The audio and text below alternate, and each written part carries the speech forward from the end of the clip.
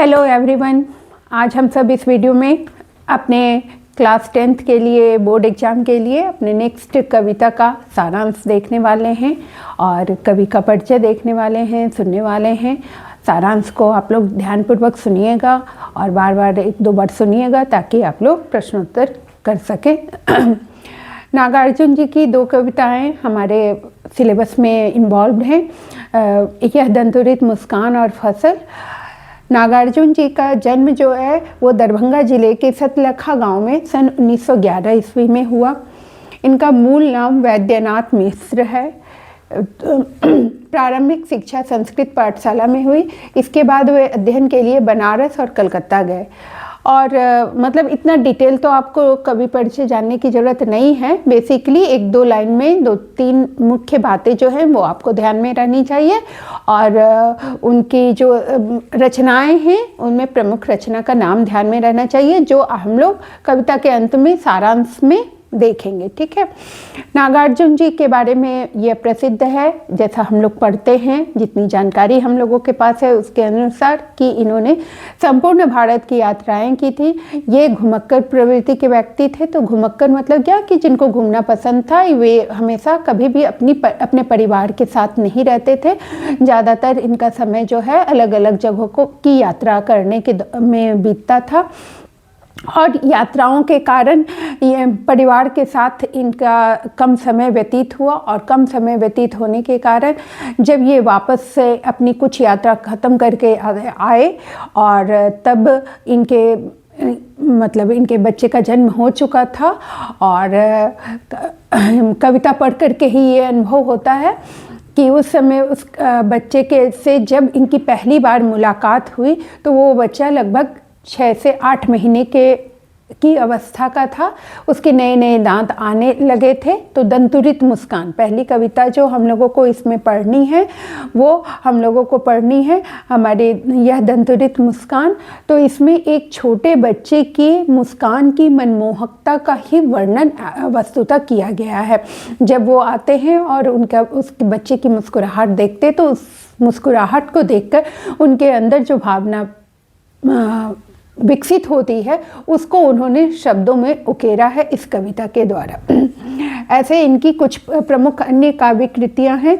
युग धारा, सतरंगे पंखों वाली, हजार हजार बाहों वाली, तुमने कहा था, पुरानी जूतियों का कोरस, आखिर ऐसा क्या कह दिया मैंने, इत्यादि इनकी प्रमुख कुछ रचनाएं हैं। कुछ उपन्यास भी इन्होंने लिखा, कुछ गद्य विधा में भी इन्होंने अपनी रचनाएं लिखी। और अनेक प्रकार के पुरस्कारों से भी इन्हें समय समय पे सम्मानित किया जाता रहा।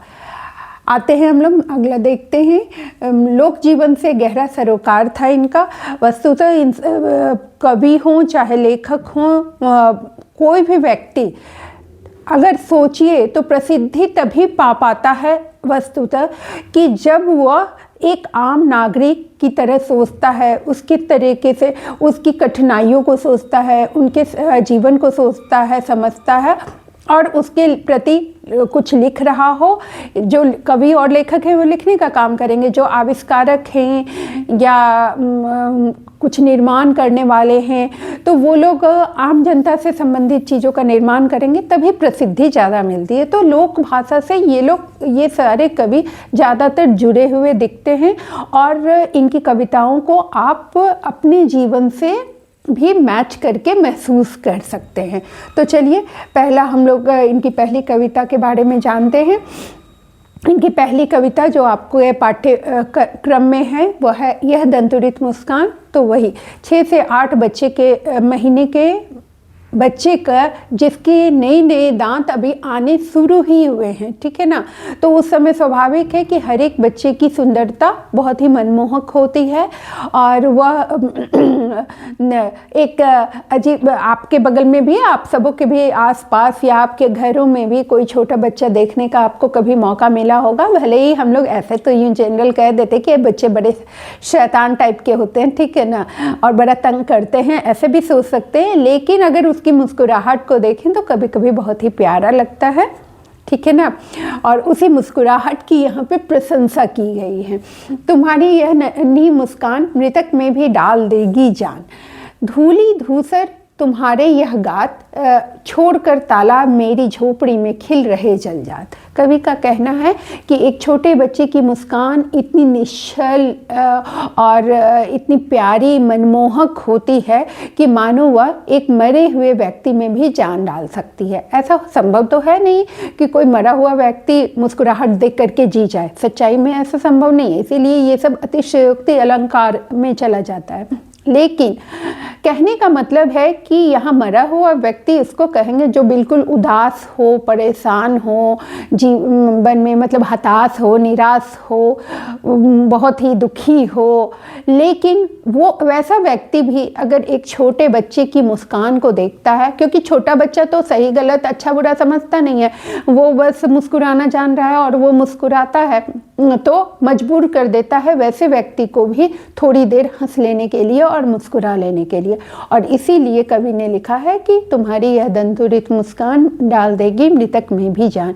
साइकोलॉजी के अनुसार भी आपने कभी सुना होगा कि कहा जाता है कि 24 घंटे में से अपना 2-3 घंटा कम से कम या तो मतलब 5-6 साल से नीचे के बच्चे के साथ, छोटे बच्चे के साथ, और या फिर 80 साल से ऊपर के उम्र के व्यक्ति के साथ गुजारना चाहिए अपने दिन भर में थोड़ा समय ज़रूर, क्योंकि इससे जो है ना आप ज़्यादा अच्छे से आप फ्रेश फील करेंगे, ऐसा माना जाता है, साइकोलॉजी कहती है। ठीक है, अब अगले पंक्ति में वो कह रहे हैं कि छोटा बच्चा ग्रामीण परिवेश में पल रहा बच्चा, तो वो मिट्टी में खेलता है, उसकी पूरे शरीर से में मिट्टी लगी हुई होती है।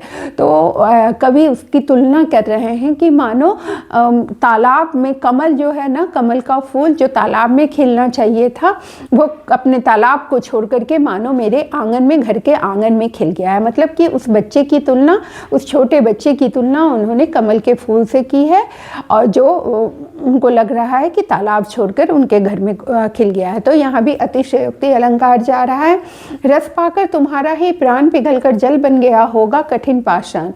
और फिर कवि कहते हैं कि तुम्हारी खूबसूरती को देख के, तुम्हारी मनमोहक मुस्कान को देख करके मानो कठोर पाषाण, पाषाण जो है पत्थर का पर्यायवाची है, तो पत्थर भी पिघल करके पानी बन गया है।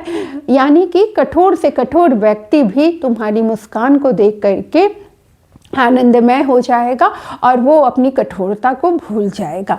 आगे बढ़ते हैं हम लोग। नूतन गया तुमसे कि झड़ने लग पड़े शैफालिका के फूल, बांस था कि बबूल, तुम मुझे पाए नहीं पहचान।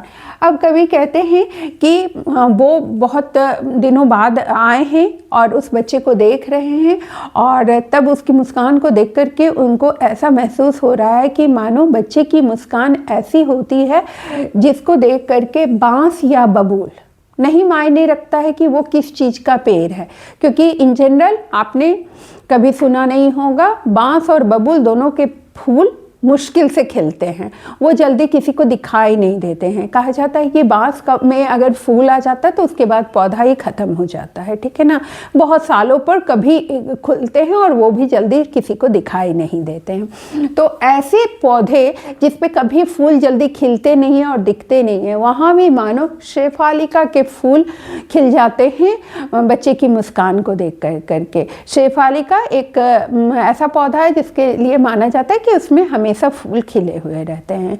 तो कवि का कहना है कि बांस और बबूल जैसे वृक्षों में भी मानो शेफालिका के फूल खिल गए हैं। कहने का मतलब वही है बार बार कि कठोर से कठोर व्यक्ति, दुख से घिरा हुआ व्यक्ति, हताश और निराश व्यक्ति, उसके भी जीवन में मुस्कान आ जाती है, बच्चे की मुस्कान को देख करके आनंद आ जाता है।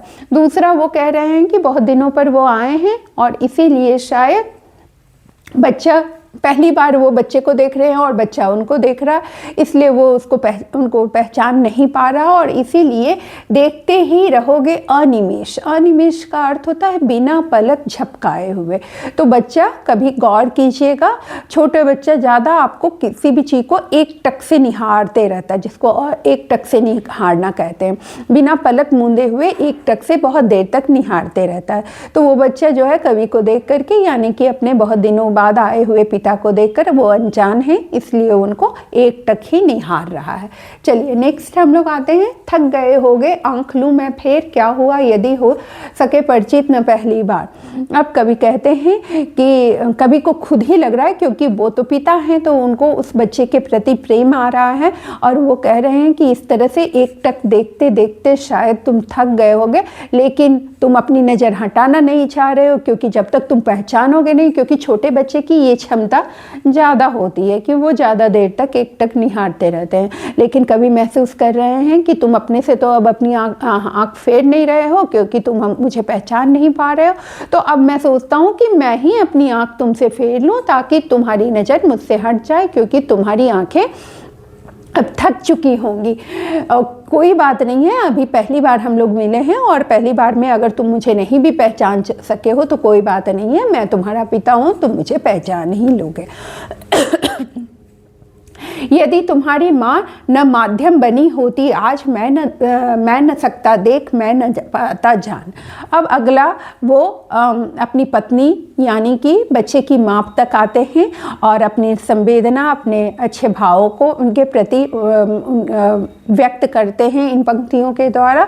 कवि का कहना है कि एक बच्चे और एक पिता, उसके पिता के बीच में माध्यम कौन होता है, तो वो उसकी माँ होती हैं।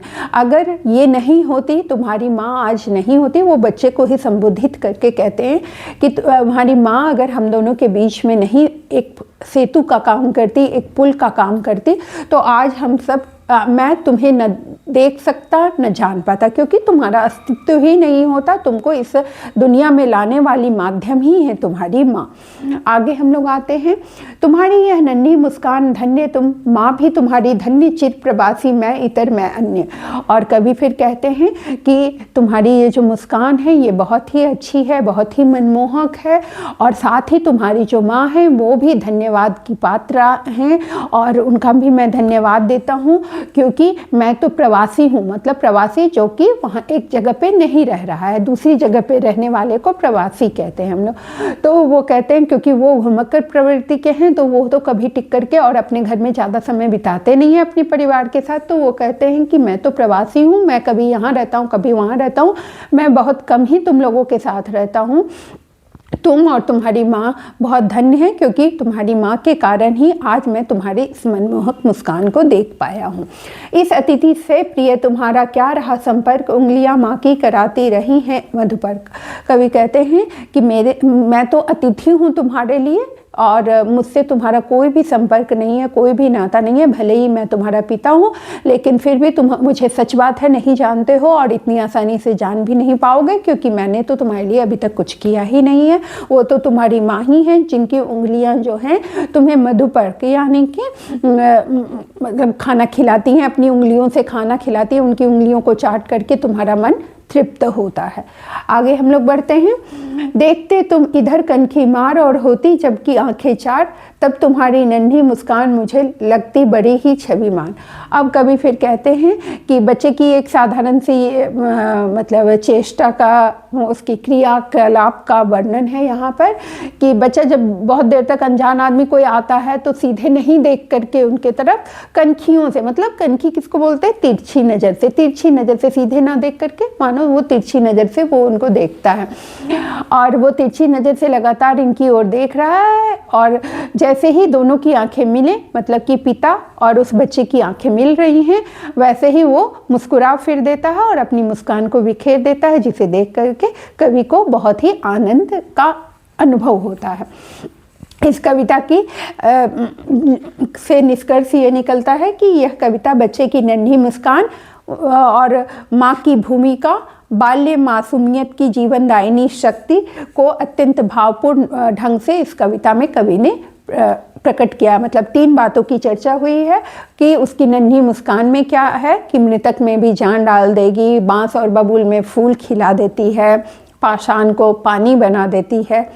माँ की भूमिका, एक बच्चे और उसके पिता के मध्य जो है माँ की बहुत बड़ी भूमिका होती है। बिना माँ के एक बच्चे का दुनिया में आगमन और पिता के साथ उसका संबंध कभी नहीं हो सकता है। तीसरी बात कि इस कविता के द्वारा कवि ने बच्चे की मासूमियत और उसके अंदर जो एक जीवन देने वाली शक्ति है उसका वर्णन करने की कोशिश की है। अब नेक्स्ट हम लोग अगला, अच्छा, इसके क्विक रिवीजन वाले पार्ट पे आते हैं। संक्षेप में इस कविता की मुख्य बातें इस स्लाइड में आपको देखने को मिलेंगी। कवि परिचय: नागार्जुन जी, वास्तविक नाम वैद्यनाथ मिश्र, प्रगतिशील एवं जन कवि, जन जीवन और मानवीय संवेदना के कवि, सरल बोलचाल की भाषा के प्रयोगकर्ता, यथार्थ, करुणा और मानवीय मूल्यों के समर्थक। ठीक है। कविता का मुख्य विषय है बालक की नन्ही मुस्कान की मोहकता, मासूमियत में छिपी जीवन शक्ति, माँ और शिशु का आत्मीय संबंध, मानवीय करुणा और संवेदना, जीवन की सादगी और सुंदरता।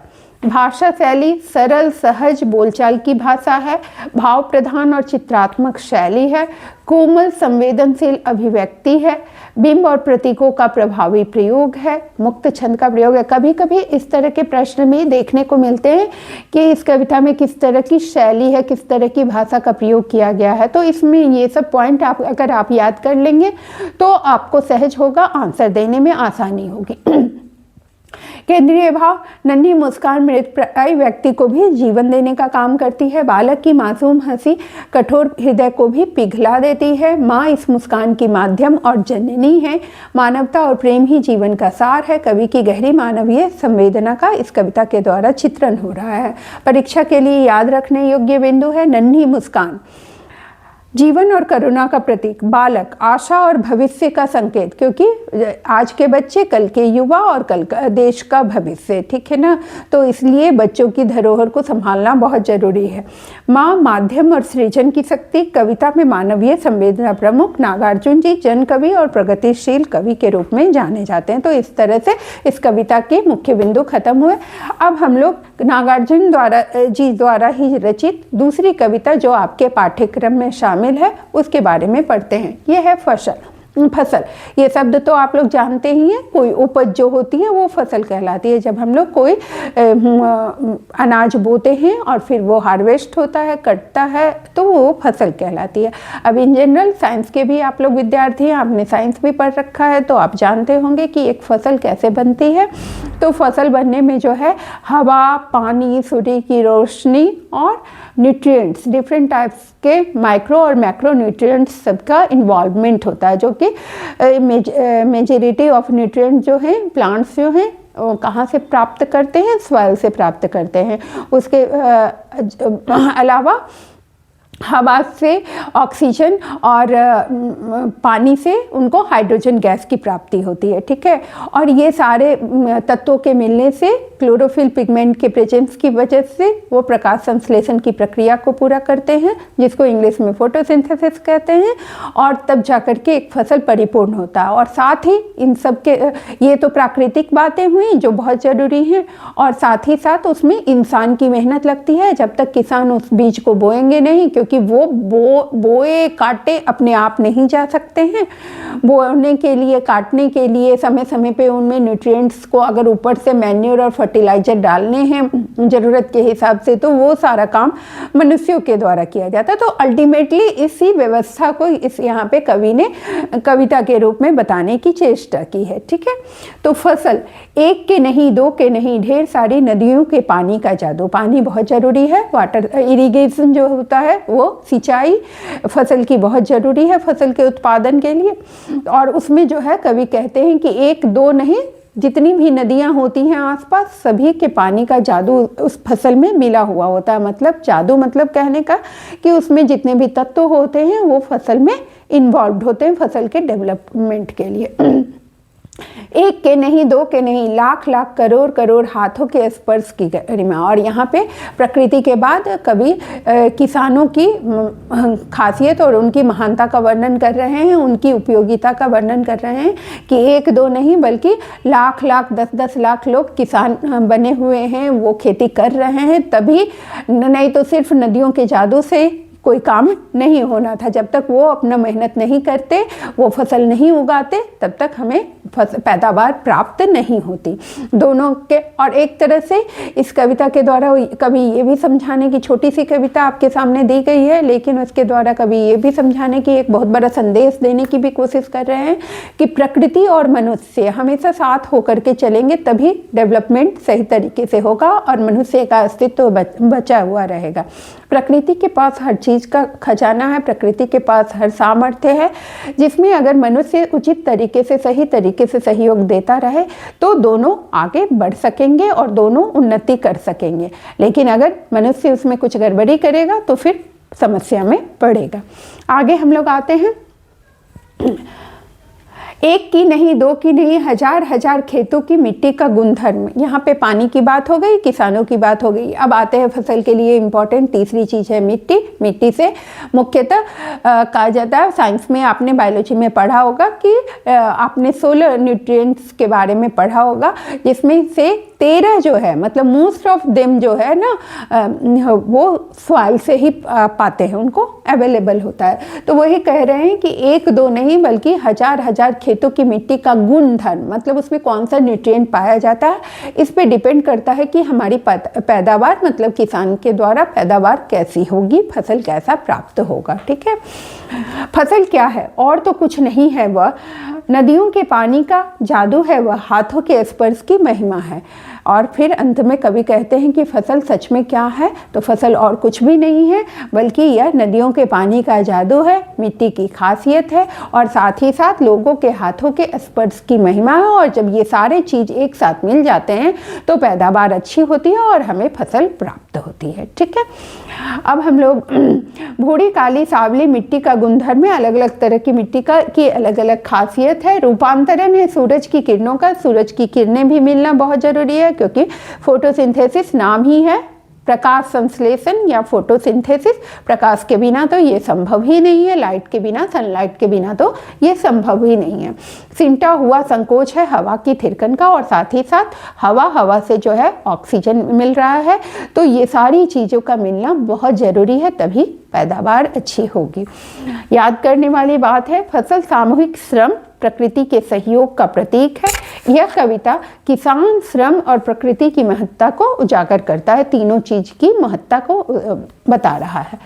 अब आते हैं इसके मुख्य बिंदुओं पर। कवि नागार्जुन, वास्तविक नाम वैद्यनाथ मिश्र, प्रगतिशील एवं जन कवि।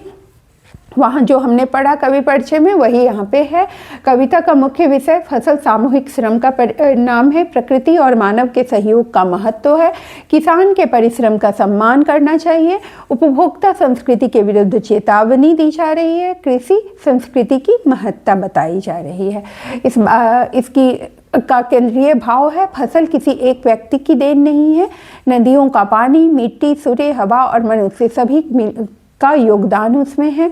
सामूहिक श्रम की गरिमा का बोध होता है, प्रकृति के साथ सामंजस्य से ही सृजन संभव है। और इसी बात को यहाँ पे भी आपको बताया गया है। तो इस स्लाइड को आप लोग बार बार परीक्षा के पहले पढ़ेंगे, दोहराएंगे, आसानी से समझ लेंगे। एक दो बार वीडियो सुनेंगे और उसके बाद वो सारांश को, मुख्य बिंदु को फिर से दोहरा लेंगे। धन्यवाद। अगले वीडियो में अगली कविता के अर्थ के साथ आती हूँ।